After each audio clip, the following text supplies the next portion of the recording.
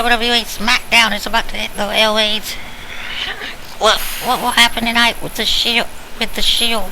Randy Orton, Kane, Daniel Bryan, Team Hell No.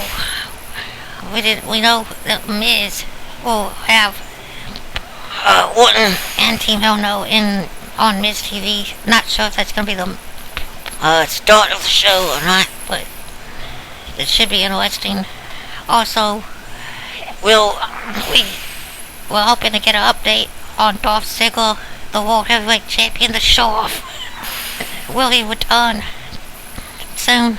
And what will AJ and Big E do tonight in his absence? We'll have to wait. SmackDown's coming, about to hit the airways, and here we go. Just as I thought, we kick it off with Miz TV. Team Hell No and Randy Orton come out. Daniel Bryan's still delusional, believing he's the weak, believing that everyone else thinks that he's the weak link of Team Hell No. He says that it was all them losing the last match was all Randy Orton's fault for getting in his way. Kane tries once again to tell him that no one believes he's the weak link. But Bryan won't believe him. It eventually turns out that Kane finally has enough of Daniel Bryan and walks out, leaving Orton and Bryan in the ring.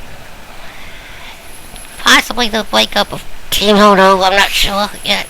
But Orton and Bryan seem to not get along either. But they'll have to get along tonight because the Militant SmackDown General Manager Theodore Long comes out and says that tonight Daniel Bryan will have his chance to prove that he's not the weak link of anything by when he takes on the tag team champions Roman Reigns and Seth Rollins of the Shield. And since Kane wants nothing to do with him, he'll have to have a new tag team partner tonight, and that will be the Viper, Randy Orton. Can Orton and Daniel Bryan get along? I'm not sure, but we'll have to wait and see how that turns out. But coming up next, we got the newest Paul Heyman guy, Curtis Axel, one-on-one with Y2J Chris Jericho. Curtis Axel and Jericho are in the midst of a awesome fight. Mr. Paul Heyman joins JBL and Michael Cole at the announce table. Cole has the audacity to ask Paul Heyman, Mr. Heyman, what he thinks of the way that Curtis Axel has been winning matches. And Heyman shrewdly points out the fact that anytime Floyd Money Mayweather wins a boxing match, it doesn't matter if it's by KO or TKO. All that matters is he wins. Joe Henning is a winner because of Paul Heyman. But we are in the middle of a back and forth match. Jericho and Curtis Axel is in control as we go to commercial. I'm picking. I want to see Curtis Axel win this match, but I'm thinking that they might do something where Jericho technically wins the match, just to boost him up for his fight with CM Punk at the pay-per-view coming up. But I'd love to see Curtis Axel get another huge victory over another former world champion, just to boost his career even further.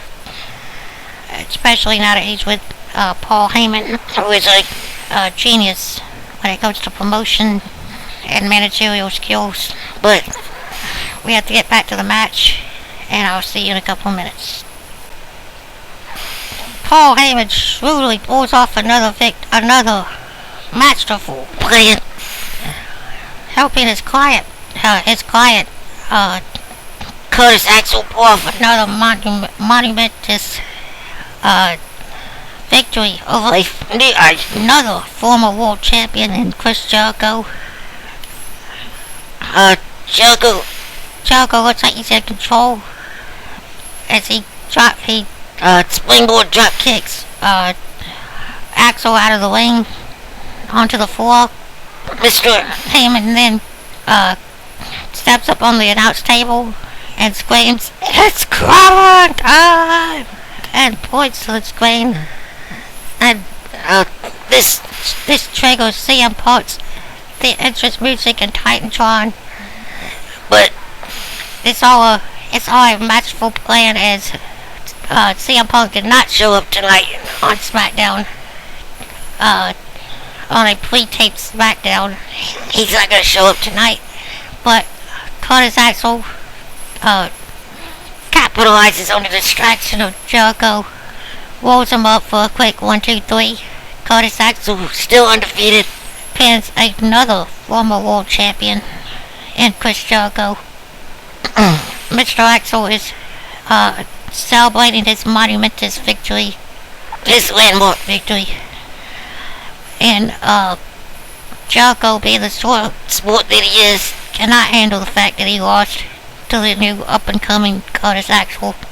Runs back in the ring and attacks Mr. Axel without provocation, hitting him with the cold breaker and then followed by staring down Mr. Heyman, who is on the outside of the ring watching this whole thing. But what will we see? When will Punk show up? Will he show up on Monday? On Raw? Will he show up next Friday? I doubt it. But will we have to wait till the pay-per-view before CM Punk actually comes out? Well, only time will tell. But we got more SmackDown to come. Let's get back to it. We come back from the commercial. We see a recap of the Triple H, Vince McMahon, Stephanie situation from Raw. And then we get the introduction of Ricardo Rodriguez, and he introduces Alberto Del Rio for his upcoming match. This next. They haven't said who he's fighting yet. I'm hoping it's not Big E again, because he's already beat Big E a total of 3 times already. But I have no idea who he's fighting. We'll have to wait to find out. But please, somebody tell us when they show off the World Heavyweight Champion Dolph Ziggler will make his return. They've already said he's had a concussion at the hands of Jack Swagger. They didn't mention yet when he'll possibly return, but I'm begging for an update on Dolph Ziggler and a tentative return date to be set. But they haven't said anything, so we'll have to wait to see if they do.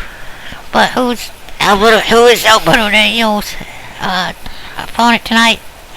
I have no idea. See you in a couple minutes.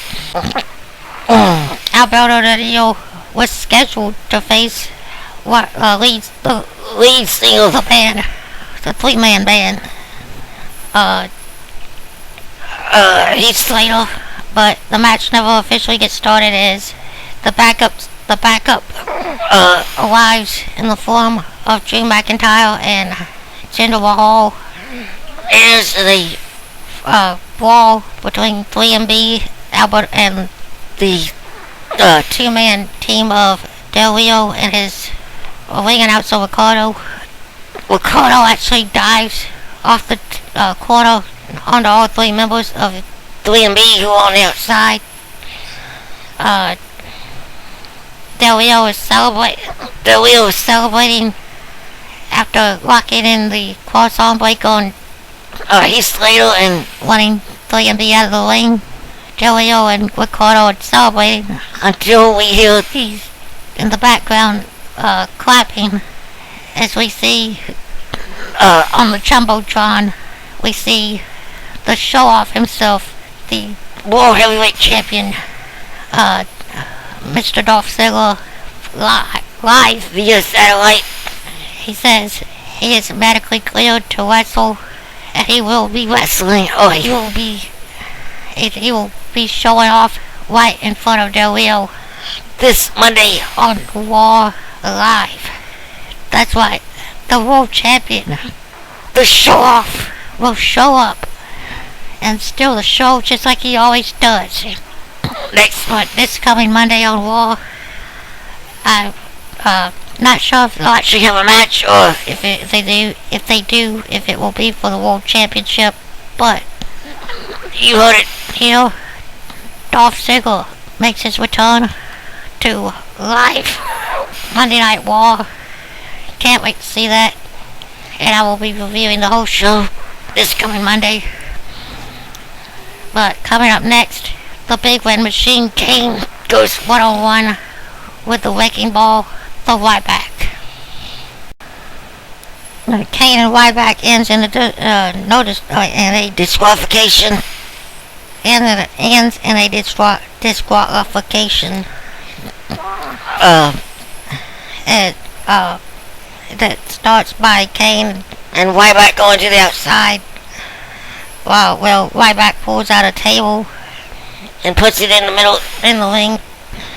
They didn't go back inside. Kane tries to hit some kind of finish on Ryback. Ryback reverses and hits a spine buster. He then sets for the meat hook clothesline, but gets caught and is caught running at Kane. And Kane sets him up. Kane hits the choke slam on Ryback, and goes for the pin. But Ryback is too close to the rope, and he grabs it to cause the break. Kane gets bent out of shape and grabs picks up the table, sets it up, and looks like he's gonna choke slam Ryback through the table, but he gets distracted by the referee, who's trying to tell him not to do it, or he'll get disqualified. Ryback breaks the eyes and ends up powerbombing Kane through the wooden table. This results in the disqualification I mentioned. I believe they say the official decision is Kane won by disqualification, but Ryback stands tall. It's a pretty good show so far. We still got the main event to come. Randy Orton and Daniel Bryan versus the Shield members of Rollins and Wayans. I don't know if they have a match set for Dean Ambrose, but I'm hoping they do. But that's all still to come. See you in a couple of minutes.